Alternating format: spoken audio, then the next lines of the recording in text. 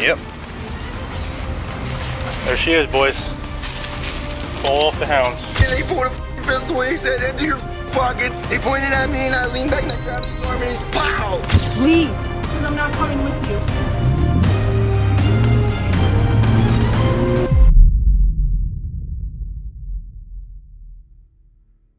On March 26, 2021, at 9:45 a.m., the Flagler County Sheriff's Office received a frantic 911 call from a man. He reported that a stranger had opened fire on his vehicle during an attempted robbery, and that he was currently driving down Old Kings Road on his way to Advent Health Palm Coast. Just 5 minutes later at 9:50 a.m., staff at Advent Health Palm Coast issued a second alert to law enforcement. A 22-year-old woman named Savannah Lorraine Gonzalez had just been rushed into the emergency room with a gunshot wound. Deputies were immediately dispatched to the Publix Plaza area in Palm Coast to determine exactly what had happened.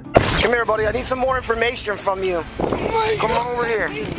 What happened? We were sitting in the by my hotel in the alleyway because we gotta find somewhere to go.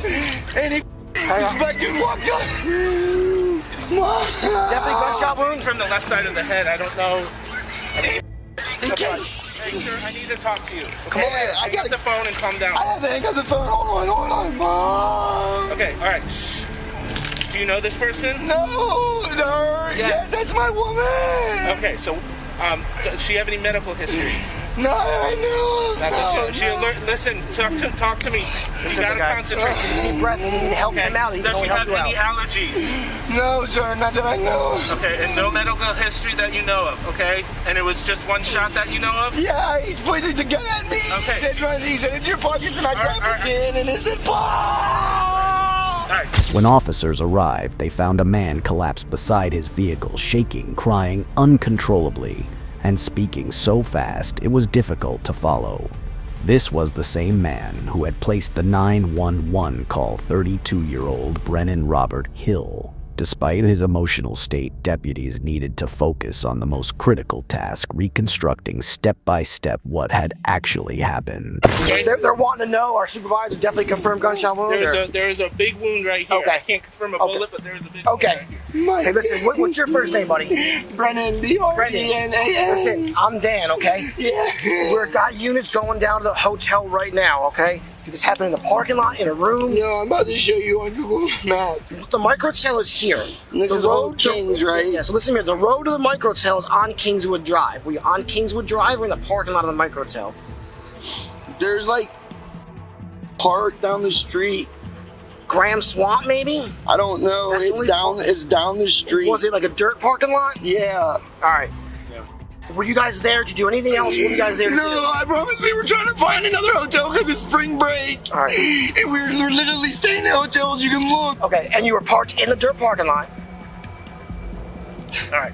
What did this guy look like? He was black. He was wearing a black hoodie shirt, and he had dark jeans on, and dreads. It was dirty looking, real scruffy. What, after he shot her, where did he go? He took off running, and I looked at her and tried to help her.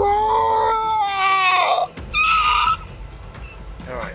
After obtaining the suspect's description and alleged location, an officer immediately radioed dispatch and requested another unit respond to the area Brennan had pointed out. But what happened next only created more questions. Copy. We're both on foot. An alleyway. Hello, sir. Sheriff's Office. How you doing? Hello, sir. You work here? Oh, no, sir. I was just down here smoking a cigarette, but my girl, she's still sleeping. How long have you been out here for?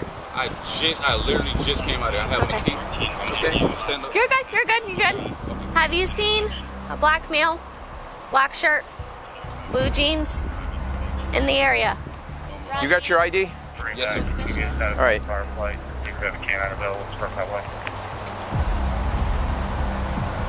What room are you staying in? 314, sir. Okay, just listen, for your safety and mine, I'm just gonna pat you down. Oh, yeah, that's fine, sir. Because I'm gonna be straight up with you. You do match the description so far. All right, please turn around. Still out of service. And I don't have K9 as of right now. K9 10-4, you should be clear. I'll be 51. 10-4. Okay, can you just have a seat? 51 unit, go ahead.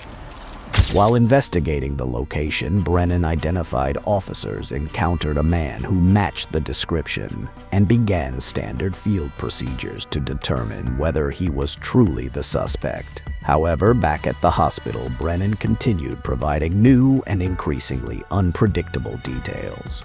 Alpha 216 Flagler. I cannot go in the car.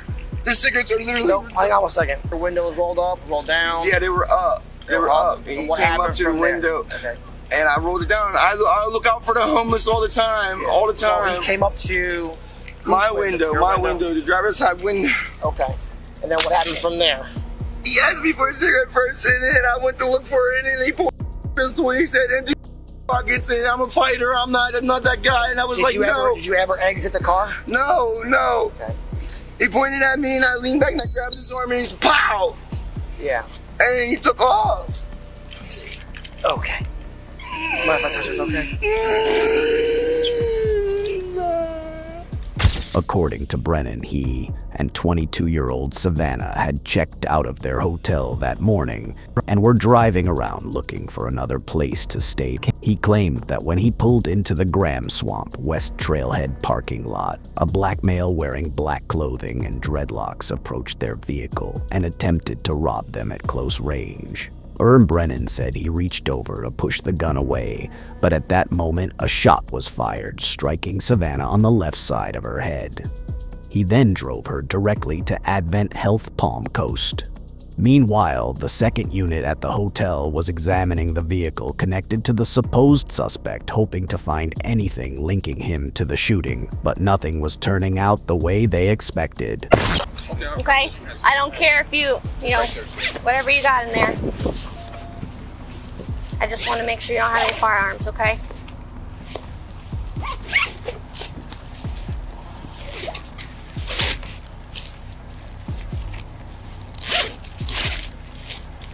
No, you're good. All right? Thank you. Finish up that cigarette, head inside, okay? For a little bit, all right?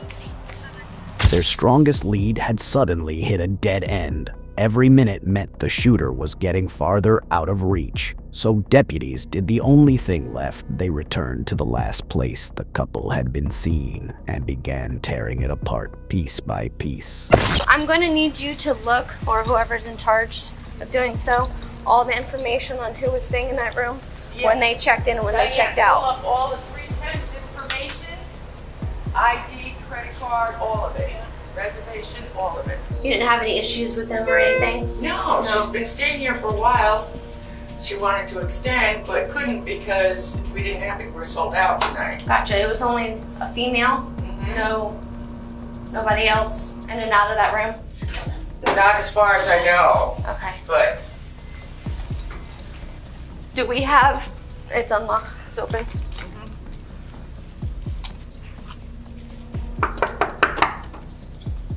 Hi, I need you to exit the room. Okay.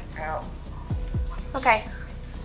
Do you understand, like if I ask you questions, was there any blood or anything found in here?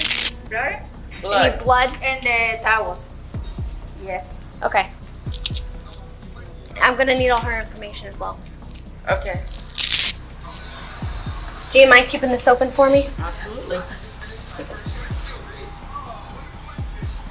Inside the room where Brennan and Savannah had been staying, they found blood-soaked towels, but none of it matched the version of events Brennan had described. Even stranger, the man believed to be the suspect wasn't anywhere near the location where the shooting supposedly happened. Because of these major contradictions, deputies decided to bring Brennan back to the Flagler County Sheriff's Office for deeper questioning. But upon arrival, they had to wait before entering an interview room, and officers used that time to quietly apply pressure. Like that. Seeing them drag her out the car like that, dude. Like, this is gonna haunt me forever, bro. Like, this is why we're here, man. We try to get you as much help as possible. You know what I mean? I can't even imagine. Okay, I can't even imagine how. 4 nights ago, we talked about it. She had paid for 2 more nights, and she was like, babe, let's just go have one somewhere. And I was just trying to find something cheaper because this is way too expensive. Yeah. She's fighting. My baby's fighting. She's fighting, right? Right? She's not giving up on me. She's not giving up, right? No, fighting. Tell me, don't me, man. If she passes, I'll let you know. She's fighting. I don't even want to know. You can't do that to me, man. I'm gonna kill myself, bro. I swear to God. She's fighting. I'm telling you, man. She's fighting. She's fighting. Okay? I'm telling you right now, she's fighting. She's still alive, okay? Right when I hear anything, I'll let you know right away. You can't take her from me, bro. You can't do this to me, bro. Right. Brendan, let's go inside. Come on. Back at the hotel, investigators were still trying to piece together what had truly happened, and the more they looked, the less Brennan's story made sense. Ma'am, before you go, did you clean up any blood? Okay. No. No? No. You just saw the blood on the towels? Only tell the Mr. Young, see the room, see the towels. That's it. That was it? No, There was no blood anywhere else No, no that you could taken. tell? Okay. She's looking for the bathroom. Uh-huh. She say, oh my goodness, what's wrong here? You mean Uh-huh. Okay. Yes. Oh, the thing up top? And Okay. What about the window? The window is open. Okay. Oh, it And was now, open? Uh-huh. Okay. What time did you come to this room? I think so it's 9:25 or About 9:30. 9:25. When you Open first this- came up here? No, open this one first. Uh-huh. I start in this room and You want me to the door lift is up these open. towels Me and knock see how the much door. blood we're talking about, Okay. or- Nobody in the room. They push a lot of noise in this room. About 9 o'clock? Nah, in the morning. Did you hear any I looked voices? in there The too, drawer, and I don't pushes, see any. I don't see everything. any remnants Noise of in blood the- in the sink On or, the put of the clothes. Uh-huh. or the Yes. toilet bowl, but Close there's the 2 noise here. I don't know. Like rags, slamming? like hand Okay. rags, hand About 9 towels. o'clock? Yes. Did you hear any voices? Behind the Uh-huh. door. Male, And then female, all of those I think towels, so, it's, she said, was piled up male. just like they a male? While the housekeeper could describe part of what she had seen, officers needed much more than that. The blood they found didn't explain everything. It could have come from anything. At that moment, nothing at the scene was truly clear. So to make sure no lead was missed, officers began knocking on every hotel room door, asking other guests whether they had heard or seen anything suspicious. Hey sir, how you doing? I'm Deputy Zalak with the Fayette County Sheriff's Office. Did you hear anything loud or anything like that today? Yeah. Any sounds? I was actually, I went to the bowling alley last night, so I don't know. I was here during whatever. So you weren't here? No, I Ubered in, so I don't know. Okay. Hello. Hello. That's my room. Oh, that's your room? Okay. Yeah. Did you hear any loud sounds or anything like that in the morning or yesterday? No. Nothing suspicious? You didn't see Uh-huh. anybody? Sorry. You didn't hear anything? No. Nothing suspicious. Did you hear anything, sir? No loud sounds, no nothing? No, not that I know of. You guys been here a while or We've been here since Wednesday. you didn't hear nothing? Mm-hmm. Okay. All right. That's all. Thank you. Hi, ma'am. How you doing? I'm Deputy Zalak. Have you heard anything recently, like yesterday or today, anything loud or anything? No, sir, I haven't. I told the last officer that, Oh, someone knocked already? Yes, sir. All right. I apologize. No, you're fine. Okay. It's been pretty quiet here. We've been here for a couple of days. Okay. No, listen, I've been very quiet, actually. Is there something wrong? Just something happened a couple rooms down. We just want to make sure if anybody heard anything. No, sir, we've been asleep. All right. All right. Thank you so much. You're welcome. No one on that floor remembered hearing a loud noise, a struggle, or anything unusual beyond what the housekeeper had already reported. Meanwhile, back at the sheriff's office, detectives began the formal interrogation of Brennan. It quickly became obvious that getting anything useful from him would not be easy. Sitting in that dark parking lot or whatever the fuck. What their parking lot? Of the street. When I made a left out of my hotel, and then I went up to the stop sign and I made a right, and then I I went down towards like, coming towards like this area, towards like Flatter, but I pulled off in this dirt road thingy off Old King, and we were sitting there trying to find hotels. Was it like a full parking lot? Was it like a dirt, like a shoulder of the road, or was it like a whole like kind of canal Can you area? pull up like on a map? If you were to like. I tried to show them. It's literally like you're going up Old Kings, and it's off to your left. There's a dirt pull off. Like it's like people go there and walk or something or whatever. Homeless people stay there and stuff. Okay. But I pulled in.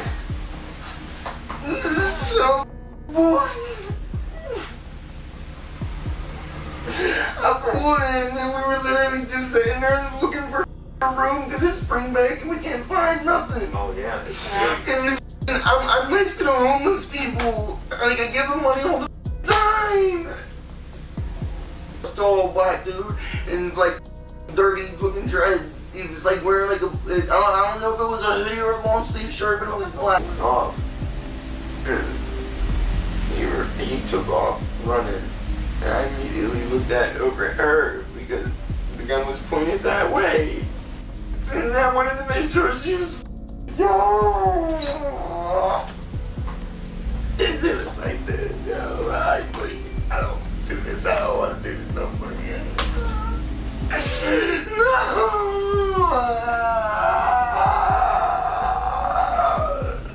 I've never had to see nothing like that, yo. I don't know what it's like, man.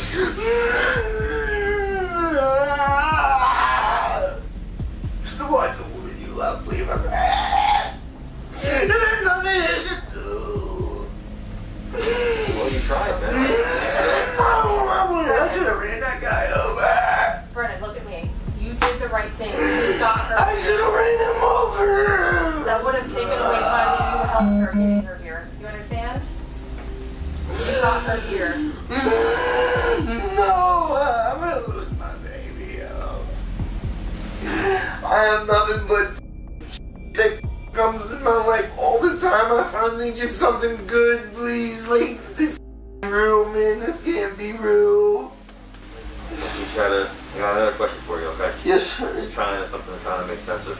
Been doing this for a little bit, okay? And this does not take away anything about what happened. Okay, so people get scared when I ask this question, but it's a very important question I need to ask you. Okay? Very, very rarely does a crime occur where there's no type of wrongdoing by anybody. Okay? A lot of times we have issues and somebody's selling somebody a bag of weed and they want to rip the guy off, and then we have shootings and crazy happens over dumb like that. You know? Whether there's a little fight, somebody beefs, somebody looking at somebody's girl, you talking blah blah blah, stuff happens, somebody escalates it. You know, something happens. To have a completely just random thing. I sell weed. Okay. I sell weed, and I was not there to sell no weed. It was nothing like that at all. Okay. I legit only sell to my friends in my circle. They're all teenagers. None of them would try to rob us or nothing like that. That's what I was getting at. I promise you. No. I promise you, it was nothing like that. I don't even sell a whole lot of weed. It's literally just enough to keep me and her smoking, and that's it. That's it. We say that all the time, just to kind of support what you want. Yeah, you sell a little bit so you can get yourself. I promise you. I don't give a about marijuana. Okay? So I appreciate you telling me that. But this guy, you've never. I never. But you only sell to your friends. So you don't go out to any other. So you would know this guy because he'd be your friend. The only other homeless person that I ever gave any weed to was the old white dude, and he's always at Staples, and that was not him. I know him. You know who I'm talking about. It was not.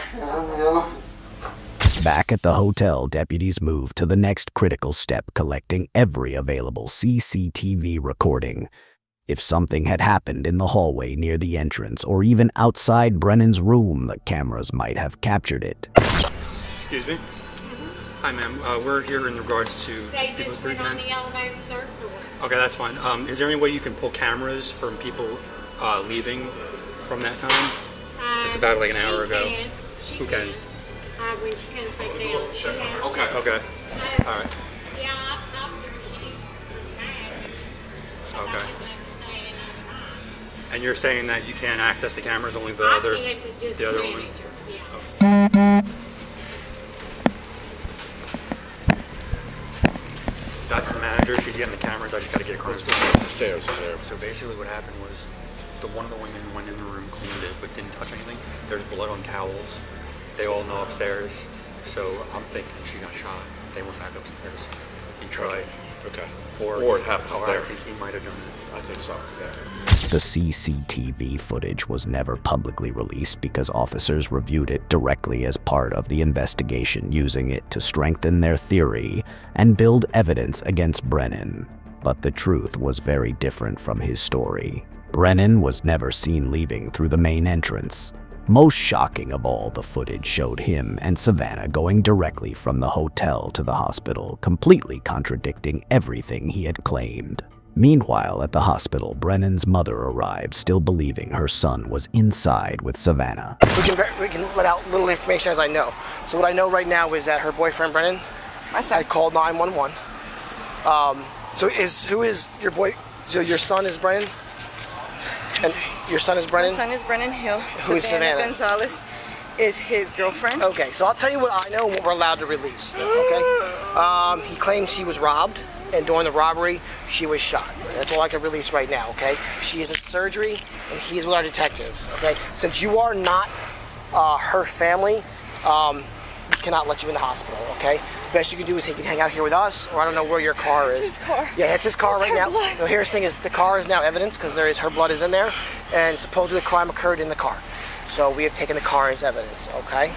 If you want to contact mom, have mom come down here, then we'll be able to release more information on her status. So she's alive.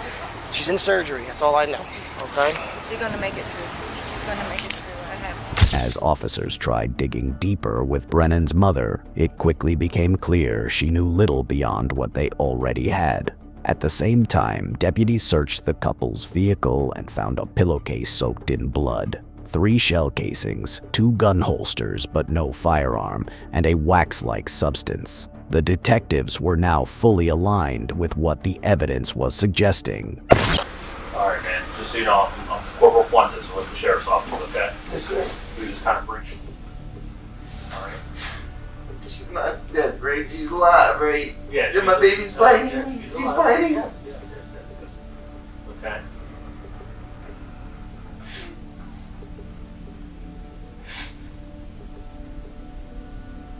They said you were able to grab the guy's hand, right? Not fully, like. Okay. But the gun went off when you were grabbing him? Okay, just so we can do it real quick, there's probably going to be gunpowder residue on you. Okay, we're just going to swab your hands. Are you cool with that? Okay. Our CSI here is not invasive at all. It's literally just touching your hand, and then that's it. What Brennan didn't realize was that detectives were beginning to suspect he was the real shooter. They just needed proof. So when they asked him to submit to a gunshot residue test, presenting it as a routine and voluntary procedure, Brennan had no idea it was the final step that would decide his fate. Back at the hotel, CCTV filled in the gaps Brennan had never mentioned.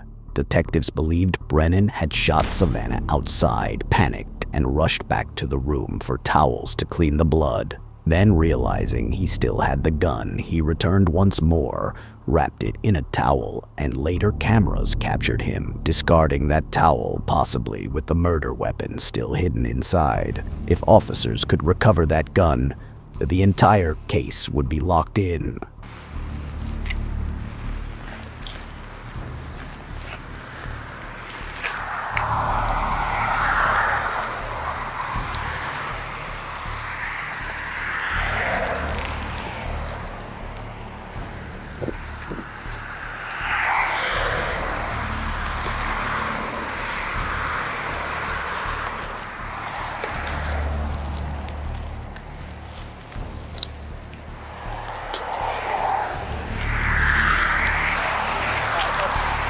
Let's come back this side and then we'll come back. Let's switch spots though.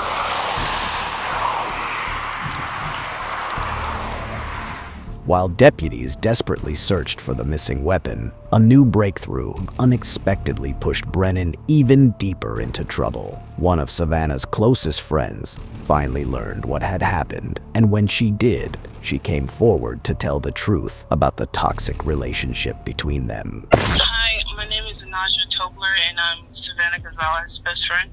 Yes, ma'am. I do have evidence of him basically saying he was going to kill himself. I did believe that he was mentally ill. She has told me multiple times that he has verbally abused her, physically abused her, and that I do have footage of him verbally abusing her. Okay. When you say him, who is him? Brendan, I'm not sure his last name. Okay. Brendan Hill. Okay. And you said you have video of it? Yes, footage. She sent me in case anything happened. Okay. Did she talk to you today at all? No, I was in school at the time, so it had to be like 2-3 weeks ago. 2 or 3 I can weeks? just look back at that time in the messages. Okay. If you could forward those to me, and I will pass them. I'll pass those on to the lead detective on this. Have you witnessed them together? Together, I have witnessed them together. She posted a video of them two together on her Snapchat. Oh yeah, he unfortunately the gun that was probably used was more than likely purchased by her. It was purchased by her? More than likely. Do you know where she might have purchased it at? I'm not sure where she purchased it. But I know that legally he's not allowed to own a gun because he has prior convictions of domestic abuse. Okay. Alright, so you believe him or her to have purchased a weapon? Do you know about how long ago maybe, or? I'm not sure how long ago, but I know that the first altercation between the two, or the first fight, was because she wouldn't purchase the gun. Okay. Okay. Okay, is there anything else that you could think of that might be useful? He's an avid drug user. I have video evidence of that. He has anger issues, also video evidence of that. Right. I'm pretty sure he has prior domestic convictions. His ex-baby mamas, I'm assuming, or his baby mothers, they could probably second that. So I'm not sure if any other stuff that I can come up with right now. Okay. Alright, well, if you guys can think of anything, just give me a call or Detective Butler, okay? According to Savannah's best friend, he had a long history of anger issues controlling behavior and abuse. Now that violence had escalated to the worst possible outcome, he had shot the woman he claimed to love. After hours of searching with no success, night had fallen, but suddenly everything changed in an instant. Somehow, against all odds, officers finally found what they needed.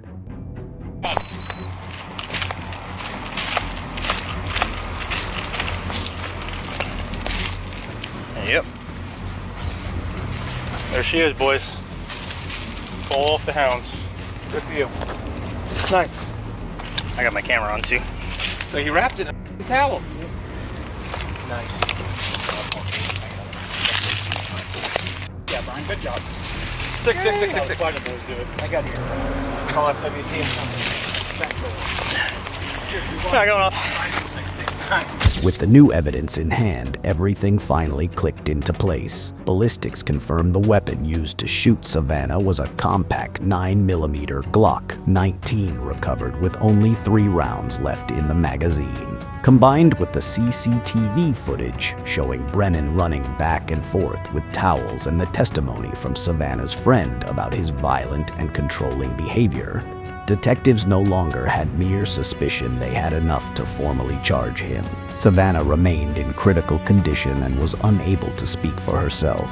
The very next day, deputies transferred Brennan to jail, keeping him secured while they built the full case against him. All right, man, go ahead and stand up for me. Face the wall, put your hands behind your back. Together like you're praying.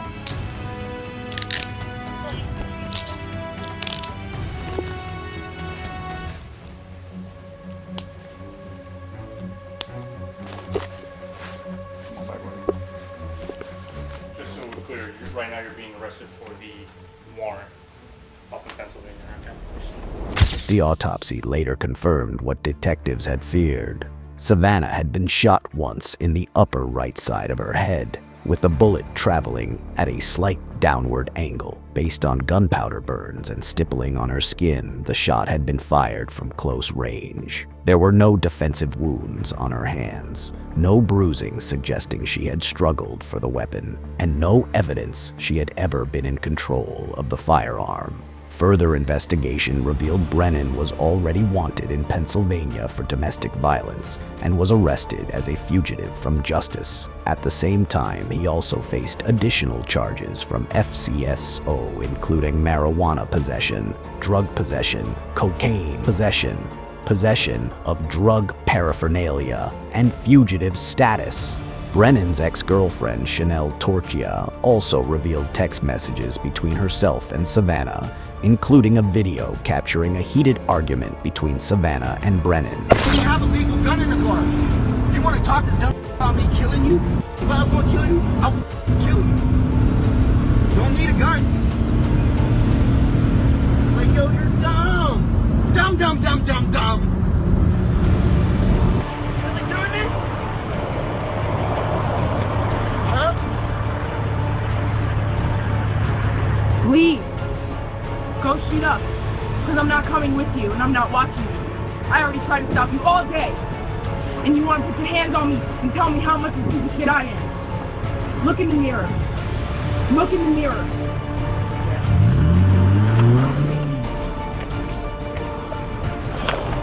Eventually, Brennan was charged with attempted second-degree murder and remained behind bars while Savannah continued fighting for her life.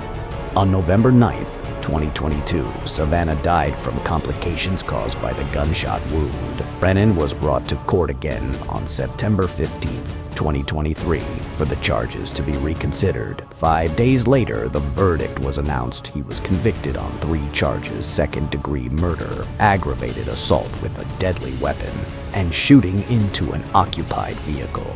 On February 6, 2024, Brennan Hill was sentenced to life in prison without the possibility of parole.